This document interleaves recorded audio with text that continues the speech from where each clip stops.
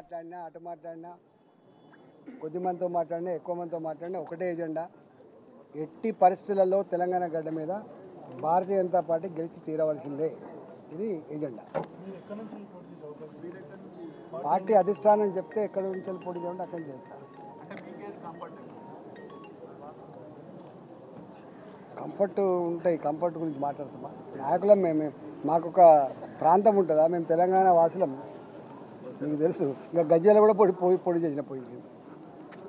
మేము 20 ఏళ్ళుగా తెలంగాణ ఉద్యమంలో అన్ని ప్రాంతాలకు అన్ని వర్గాల ప్రజల ప్రేమను పొందిన వాళ్ళం, ఆమోదం పొందిన వాళ్ళం కాబట్టి ఉంటాం. మా పార్టీ ఆదేశిస్తుంది. కానీ ఆల్టర్నేటివ్ రేపు దేశంలో కూడా కాంగ్రెసే రాబోతుంది అన్నది ఇలా ఆవిర్భావ దినోత్సవం కాంగ్రెస్ వాళ్ళ తీర్మానాలు చేస్తున్నారు, కార్యక్రమాలు చేస్తున్నారు.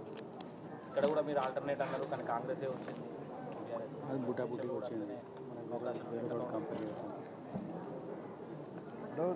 క్రక్స్ ఆఫ్ ద ఇష్యూ మీకు తెలుసు. నేనేమో ఇక్కడ నుంచి చెప్పొచ్చినట్టు. నేను ఇంతకుముందు చెప్పినట్టుగా 2019 నుంచి మొదలుపెట్టి మొన్నటి వరకు కూడా భారతీయ జనతా పార్టీ ప్రత్యామ్నాయ పార్టీ ఉంది. కానీ వాళ్ళు చేసినటువంటి ఈ